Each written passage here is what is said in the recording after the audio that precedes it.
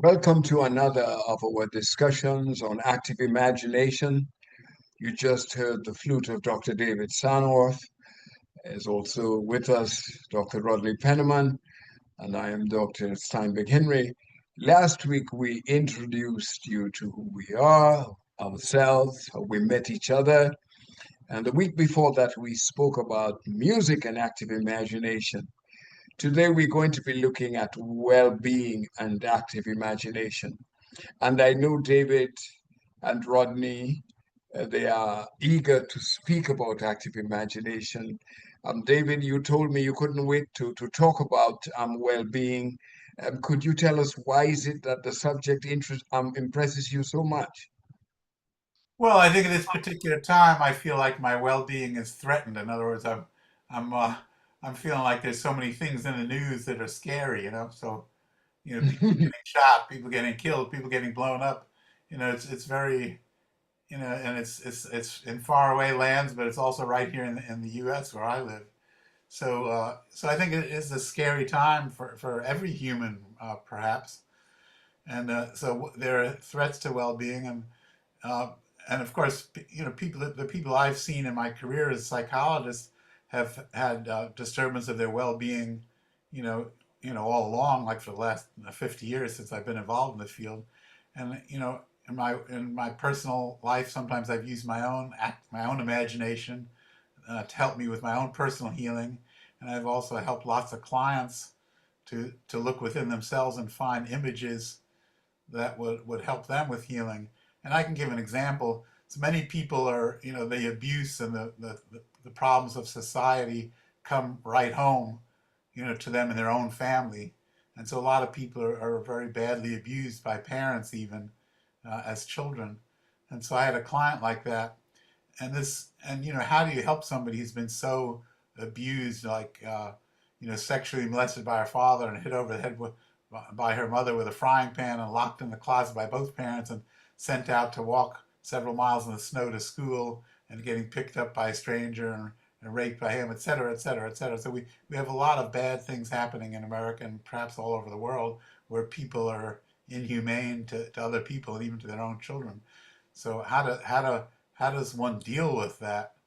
And of course, I couldn't, as a male therapist with a female client, I couldn't go and hug this person and comfort her. But but what I did is I helped her to use her imagination, and I found out from her how good her imagination was. It wasn't like that I was telling her about imagination. She told me a story about her childhood where she was, her parents would take her to the Catholic church. They were Catholic, and they'd go to church every Sunday, and they made believe that they were good, very good religious people, and they were elders in the church and everything. So they're there, and she's there, and there was a statue of Mary in the church. And one day when she's feeling particularly, beaten down and sad and alone, she looked at the statue of Mary, and the statue lifted its arms up, and the two arms reached going down. Mother Mary's eye was, tear was coming down, and her hands were reached out to my client. So she felt like that this was, Mary calling to her and wanted her to come to her for comfort. So a lot of psychologists might say, "Oh, well, she's psychotic, and let's send her to a psychiatrist and get medication."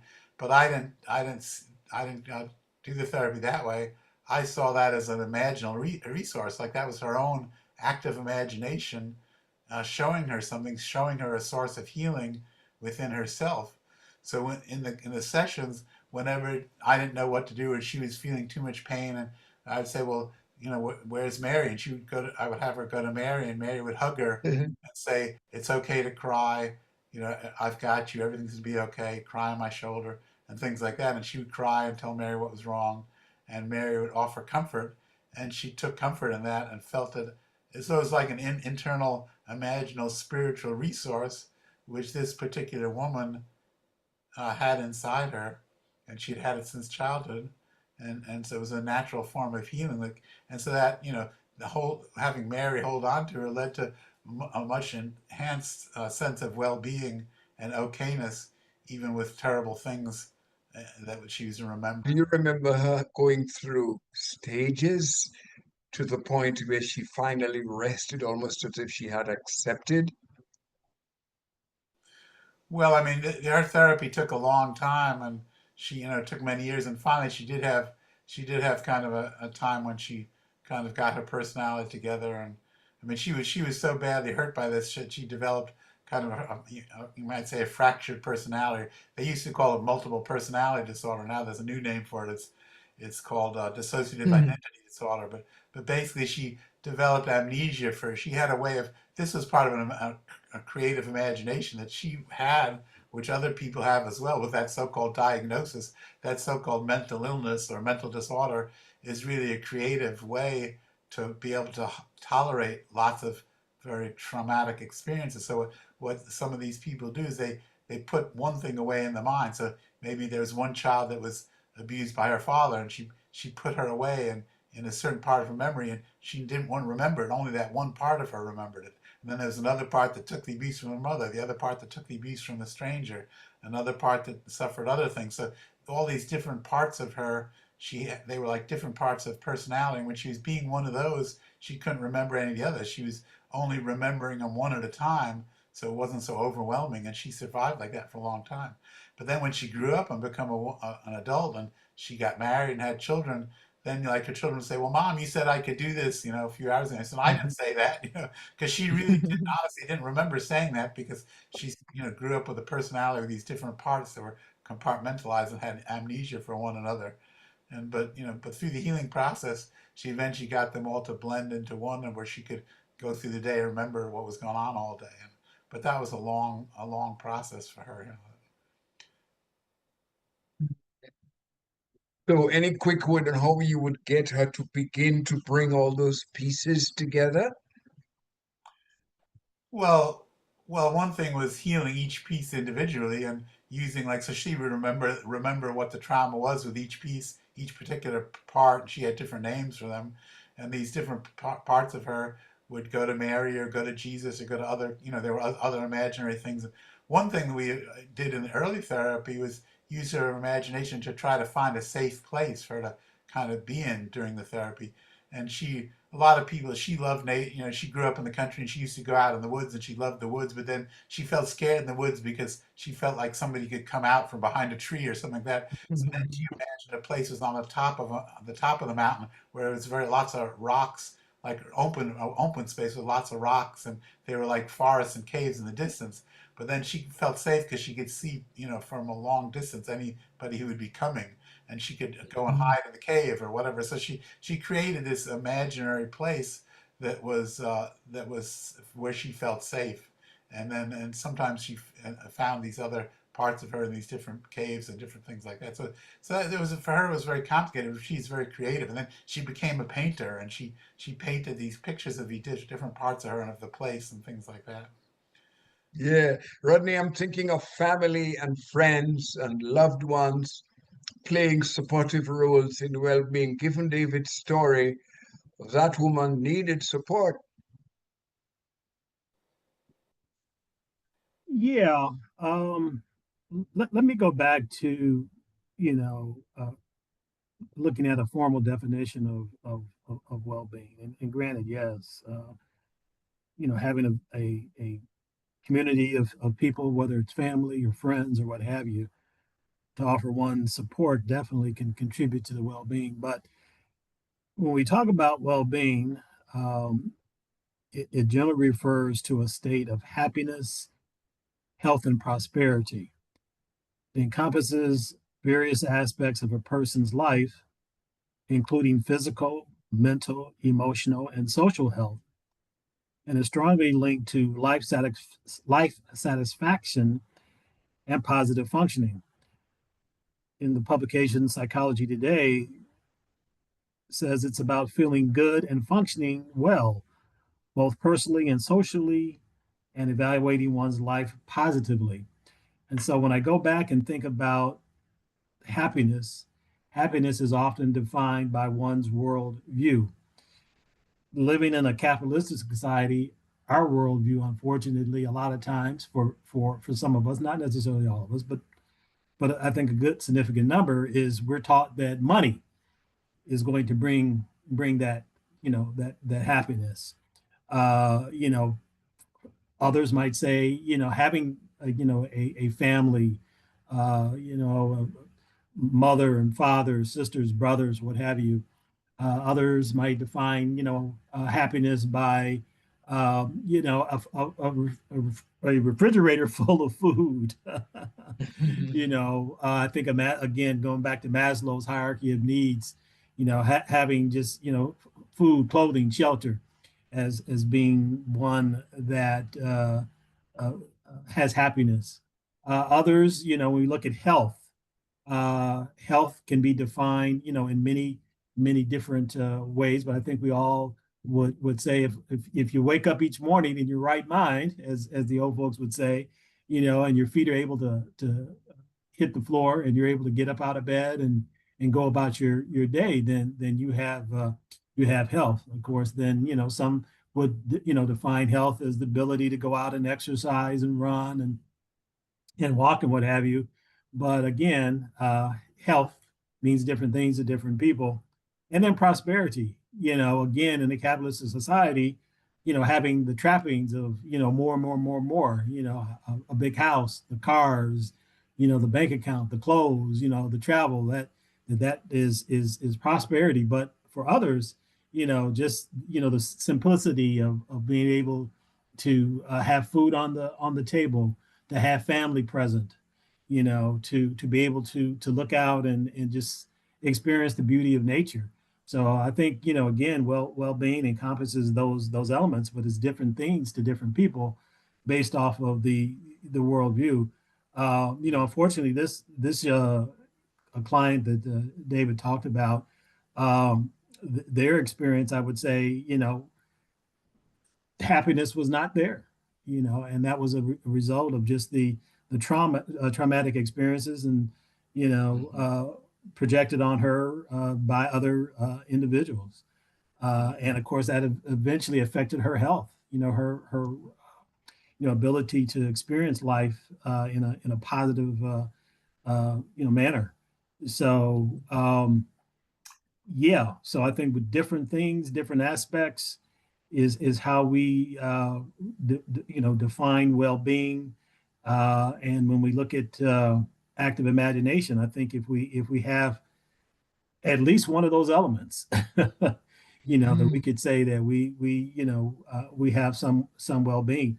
Some individuals, unfortunately, we could say lack some of that. We look at their world and we say, where is the happiness? I think, and sometimes, people would say, well, we didn't know we were poor, because they went through life not knowing that their definition and our definition was very, very different. They were only accustomed to what they were given, what they experienced. Everybody around them had the same thing, so they didn't know that they were perhaps viewed as being poor. So again, I think it goes back to the experiences we've had in our life that determines our well-being.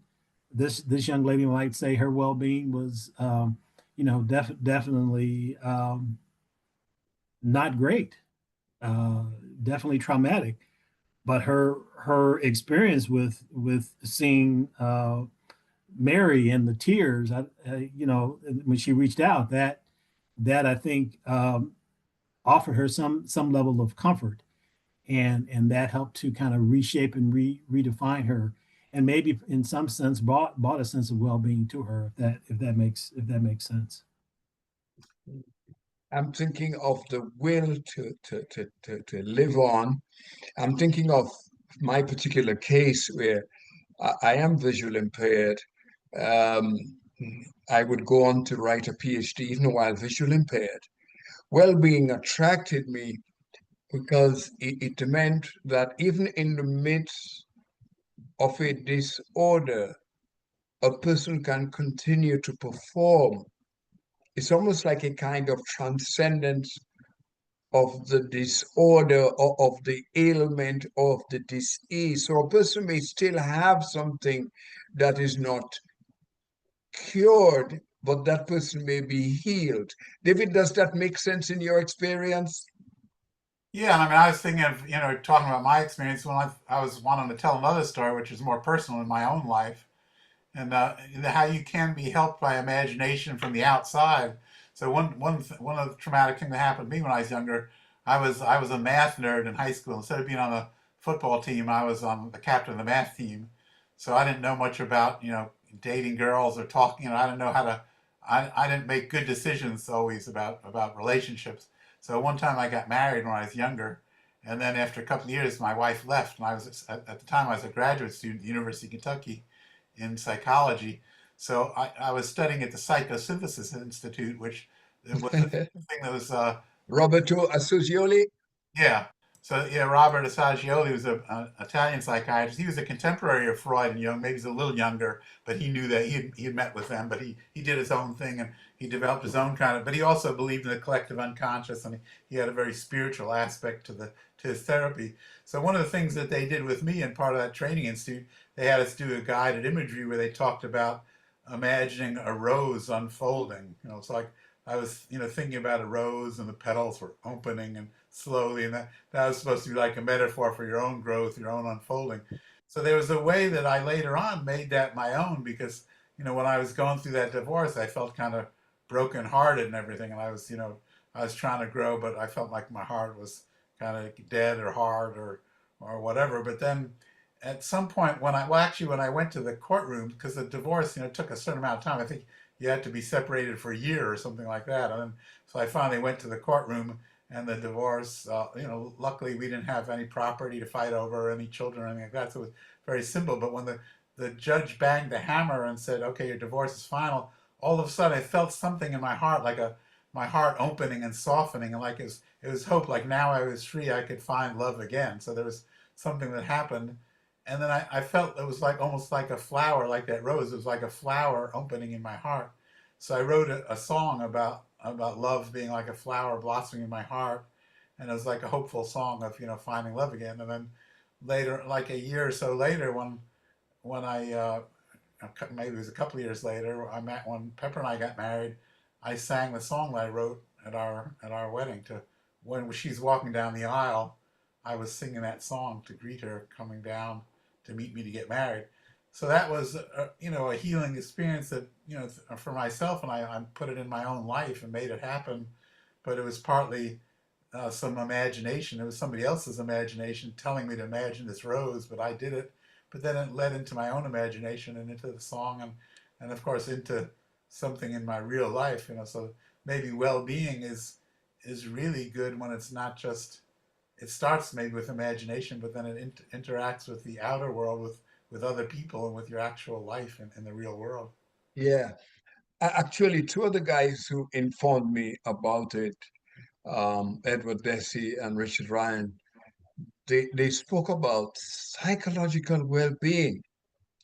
So, in a sense, somebody may think this a bit, what is the big word, tautological? Is like, why do you say psychological well-being when well-being is already psychological?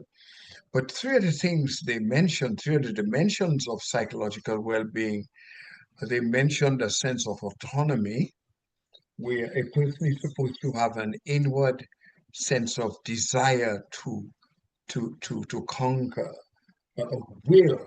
What Julie calls in when he writes about the will, the capacity for pushing forward. And in fact, there was one gentleman I read, he was a Catholic priest, and he spoke of the mind is beautiful, but it must have as its friend and companion the will. So it's one thing to think things, it's another thing to begin to do things. So even as a person is listening to us now, and we're talking about this, and you're thinking, I would like to do this because this will bring me a sense of happiness or a sense of oneness, a sense of togetherness within myself. Do you have the will? Can you begin to get up and begin to apply yourself to it? 5 things that I have to get done.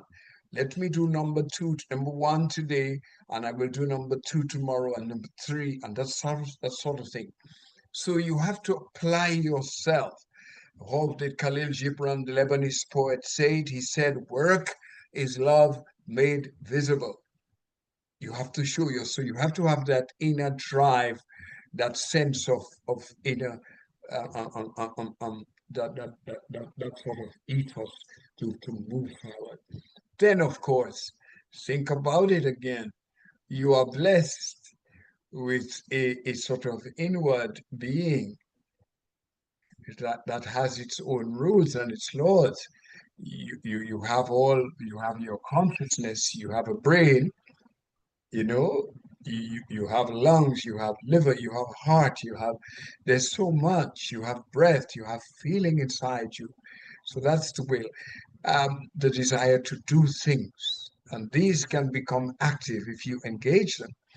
And then you find the other thing that the gentleman spoke about was relatedness. And David and Rodney, they said that if you had somebody who was with you, a friend, a family member, that made a difference to your strength and your ability to bring things forward. One guy who, from the blindness experience, after having lost his sight, would sit on a couch and just, or lay on a couch and just stay there and sleep because he had lost his sight and he had no will to do anything.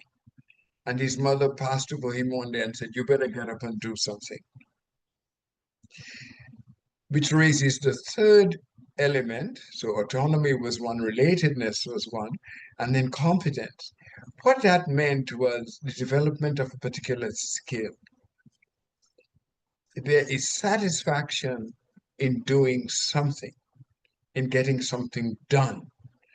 And I think that is what, for my particular group of the visual impaired, when they began to use their cane better, understand computer programs, capture the braille, catch the bus, travel from so, it brought a certain sense of satisfaction to them and a certain sense of well-being.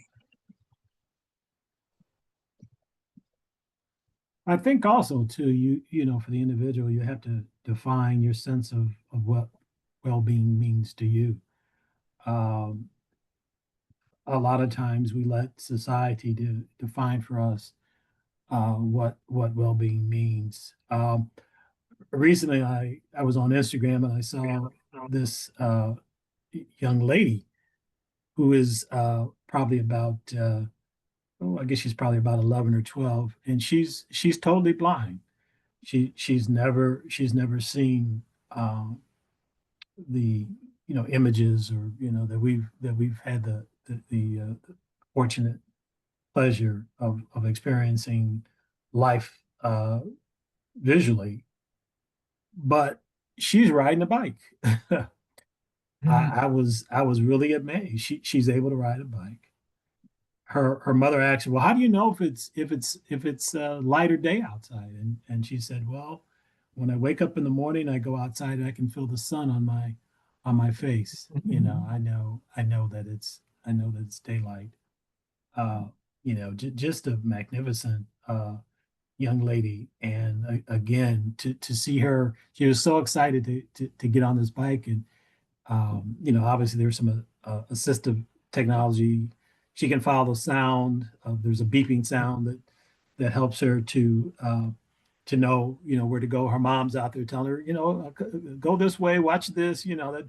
But it was just really a beautiful experience to see her and for her to experience life from a different perspective. You wouldn't even know that she's blind. She doesn't let um, anything stop her from living life uh, the way it should be. And so she's more adept and more happier than those of us who have sight. She's doing more than many of us who have sight and who you know uh, sit around frustrated and angry at the world, for whatever our circumstances is. So again, I say that to say that we have to get in for our listeners, don't let society define for you what your well-being, is.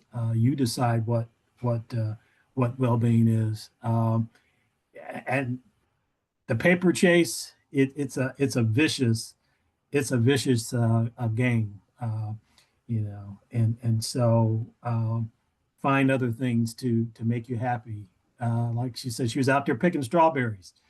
She was able to go out in the strawberry field and patch, and just pick strawberries. Her mom would say, "Yeah, get that one right there. Yeah, that's the one. Yeah. Oh no, don't do that one. Don't choose that one." But she was out there just experiencing life, to the fullest. So I encourage all of us, our listeners, to use active imagination to define, your health should be, what your happiness, should be, what your prosperity is, and it's not tied to money. That's for sure. It's tied to so much more, a much more richer experience that an individual will have when you broaden your definition of what well-being is. So And it is the daily engagement active imagination requires that you go after it or you go to it each day. And after a while, it reveals, you begin to become more and more open to the sense of calm and effortlessness.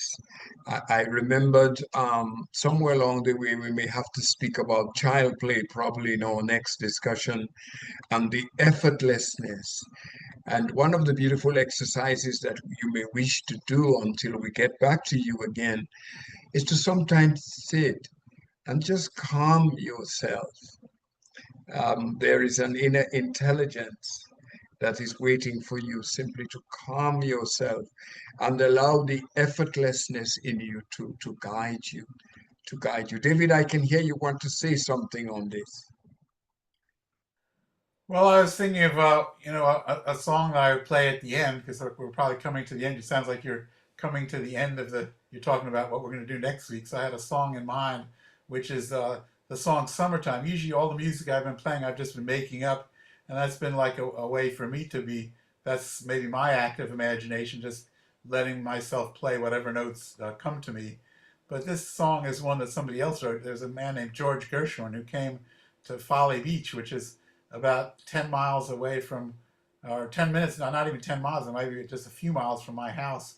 I live in Charleston, right next to Folly Beach. Maybe in 10 minutes I get to the place where he wrote this song. And I thought it was good to play today because this is the end of spring right now. And tonight it's going to be the beginning of summer. The solstice is happening sometime after 10 o'clock tonight. It'll be the beginning of summer. So I thought I could wrap this one up with that song. Did you have anything else you wanted to say before that? Rodney, is there anything you wanted to add? The idea of a person being born blind or becoming blind early as a child and still being able to move around. Um, there are some people who believe that the brain in and of itself sees, but there's a lot to be done for a person listening to us and wondering, how can I begin to think about that well-being thing? I think Wasn't it that reminds me begins. of another song? The song "Amazing Grace." Probably most people know that song. "Amazing Grace, how sweet the sound that saved a wretch like me. I once was blind, but now I see." In other words, that even the Yeah, sight well, the strange kind of thing is, blind while in I a like sense. that song, while I enjoyed that song, I think the gentleman who penned it, he was involved in the evil practices of transshipment of slaves. Right. That's why And he called himself a wretch. yeah, It was a and he, transformative moment. He became an abolitionist. And that was a mm, that was a real change. mm. His, you call it maybe he met. That was a moment of well-being, you would think. Yeah, in other words, that could have been like a being reborn, what you might be calling reborn, or he became, religious, or he saw the evil of his ways, and he actually changed. He became an abolitionist instead of being a slave trader. He fought against slavery, and we need some of Wha- the rich money, greedy money people who are burning up wha- the planet. We need them to start what having some moments like that where they turn around and dedicate that Well, fortune to helping humanity. That would be much better. well, gentlemen, I'm going to suggest that you take us home, David, with the summer song. Yes, Yeah, yes. well, yeah, to be continued, right? To be continued.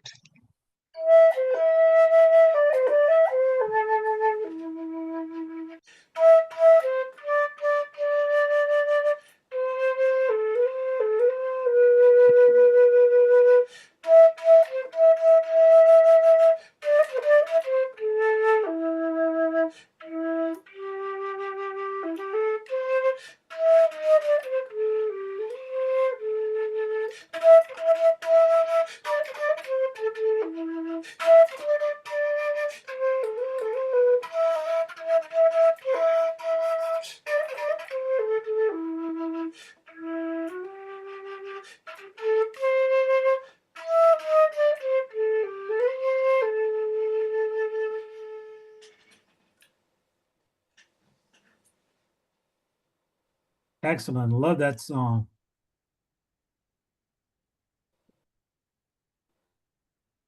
Until next time, we wish you all a active imagination.